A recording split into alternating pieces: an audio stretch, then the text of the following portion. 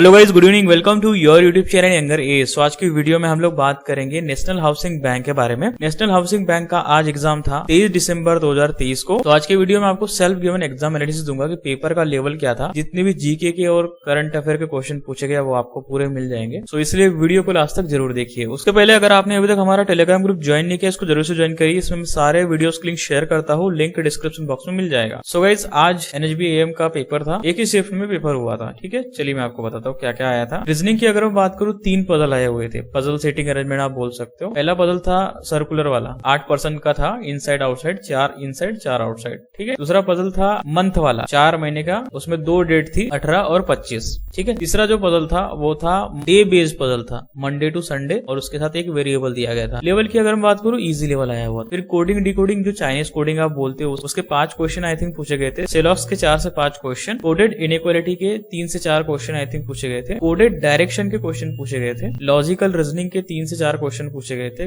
Coded blood relation के question पूछे गए थे एंड मिसलेनियस के क्वेश्चन पूछे गए। ठीक है। तो रीजनिंग में मेरे टोटल अटेम्प्ट की अगर मैं बात करूं तो 43 अटेम्प्ट हुए हैं। ठीक है, 43 अटेम्प्ट हुए हैं मेरे, जिसमें से 2 क्वेश्चन जो है डायरेक्शन के 2 क्वेश्चन आई थिंक नहीं बने मेरे से। समझ में आ गया था लेकिन उसका आंसर नहीं आ रहा था। ठीक है, पूरा पैटर्न मुझे समझ में आ गया था बट वो डायग्राम मेरे से बन नहीं रहा था इजीली, क्योंकि ये एग्जाम मैंने टोटल 6 महीने के बाद पहली बार पेन पकड़ा था। 6 महीने तक मैंने कोई भी प्रैक्टिस नहीं किया, कुछ भी नहीं किया। जब से मेरा ज्वाइनिंग हुआ तब से मैंने कोई भी प्रैक्टिस नहीं किया था। इसके लिए भी कोई मॉक टेस्ट वगैरह नहीं लगाया था, मैंने डायरेक्ट एग्जाम देने गया था।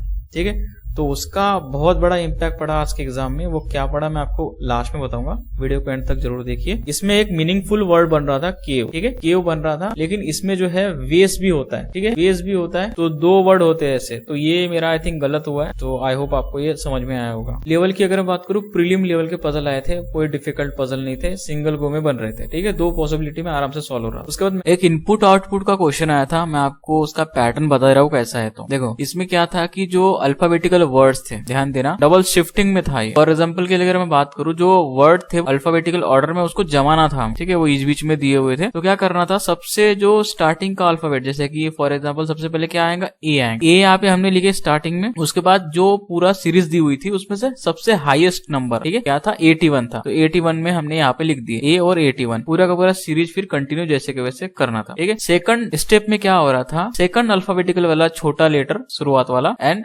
सेकंड हाईएस्ट नंबर, उसको लास्ट में अरेंज कर रहा। फिर थर्ड स्टेप में third alphabetical number plus third highest number को सामने रख रहा था, बाकी जैसे के वैसे। फिर फोर्थ स्टेप में फोर्थ अल्फाबेटिकल वर्ड को और फोर्थ हाईएस्ट नंबर को लास्ट में अरेंज कर रहा था। तो इस तरीके से सफल चल रहा था, डबल शिफ्ट, डबल शिफ्टिंग चल रही थी। और उन वर्ड में जो वॉवेल्स थे उनको अलग सिंबल में कोड किया गया था। ठीक है, अलग अलग सिंबल, जैसे कि एंड, परसेंटेज, डॉलर, ईटीसी वगैरह। ठीक है, इसको बनाने का इजीएस्ट जो मेथड था, आपको इनिशियल लेना था, बस वर्ड के इनिशियल लेना था और आसानी से आप पूरा का पूरा इनपुट आउटपुट बना सकते थे। लास्ट में अगर आपको बोलता कि कोड निकालो तो आप आराम से उसके कोड निकाल सकते थे। पूरे वर्ड को स्क्रीन पे देख सकते थे कि हाँ, इस वर्ड में जैसा कि कोर था, ठीक है, CORE, तो O और E का जो कोड था वो डिफरेंट था। तो बाद में आप जो है सॉल्व कर सकते थे, बट उसमें जितने भी क्वेश्चन थे उसमें कोड का कोई मतलब ही नहीं था, कोई यूज ही नहीं था। बस आपको सिंपल सा डराने के लिए वैसा दिया गया था, बट ऐसा कुछ था नहीं। ठीक है, बहुत इजीली वो बन गया था। आज की अगर मैं बात करूं तो 3 DI आए हुए थे। एक कैसलेट अप्रोक्सीमेशन के 5 क्वेश्चन, नंबर सीरीज के 5 क्वेश्चन, मिसिंग नंबर सीरीज थी, एंड वर्ड प्रॉब्लम के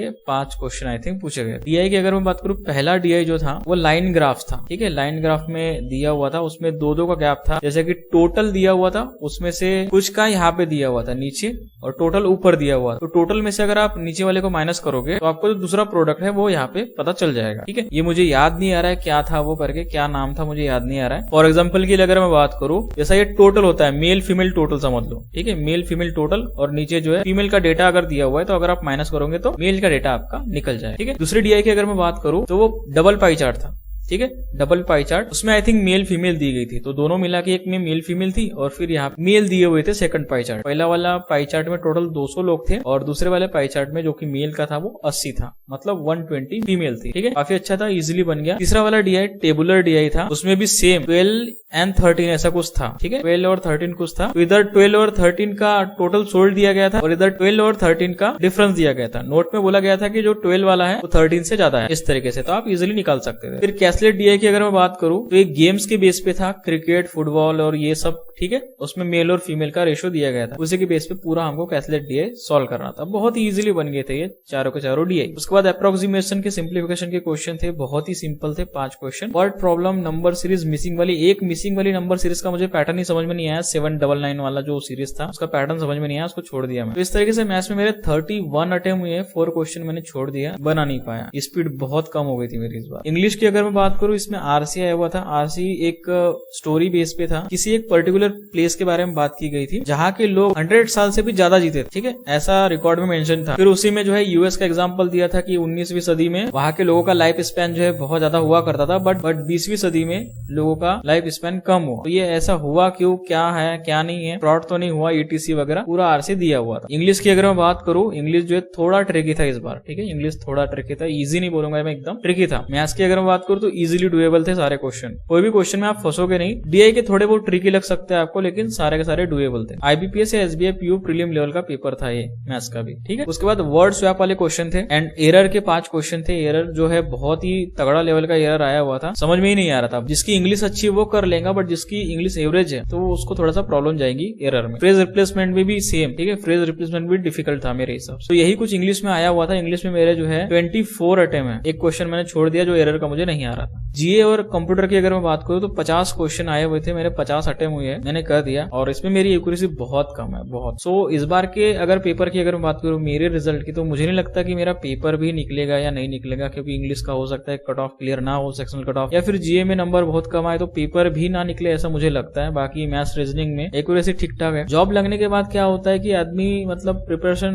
नहीं करता है, ठीक है। अपनी बताओ तो मैंने नहीं किया, कोई प्रिपरेशन किया ही नहीं, कभी सॉल्व नहीं किया, कुछ नहीं किया, जो कि गलत है। मुझे करना चाहिए था, अपने आप पे काम करना चाहिए था, अपनी प्रैक्टिस पे ध्यान देना चाहिए था, बट नहीं दिया मैंने। इसी कारण ये वाला भी एग्जाम इस बार चले गया। दूसरी बात करूं, ये एग्जाम जो है हाईली कॉम्पिटिटिव एग्जाम है, इसमें सिलेक्शन लेना बहुत ज्यादा मुश्किल है। आपके सारे के सारे सब्जेक्ट अच्छे होना, और सबसे ज्यादा आपका जीओ और कंप्यूटर आपका सबसे अच्छा होना। अगर इसमें आप 30+ ले आए तो आपके सिलेक्शन के चांसेस है, क्योंकि अगर इसमें 1-2 भी क्वेश्चन गलत हो गए, 1-2 क्वेश्चन भी आपने छोड़ दिया, सिलेक्शन के चांसेस बहुत कम है, ठीक है।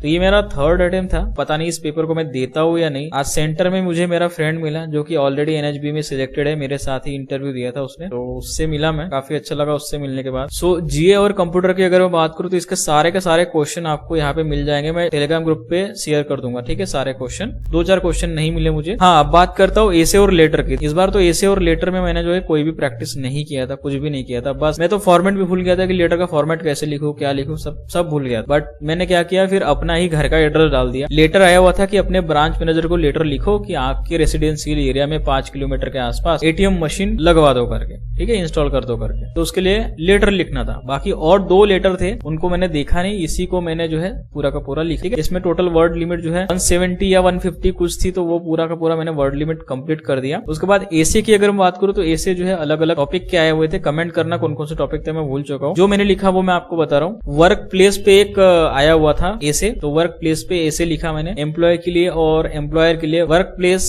क्या इंपॉर्टेंस है या क्या उसका अफेक्ट पड़ता है, ये सारी चीजें हमको लिखना था।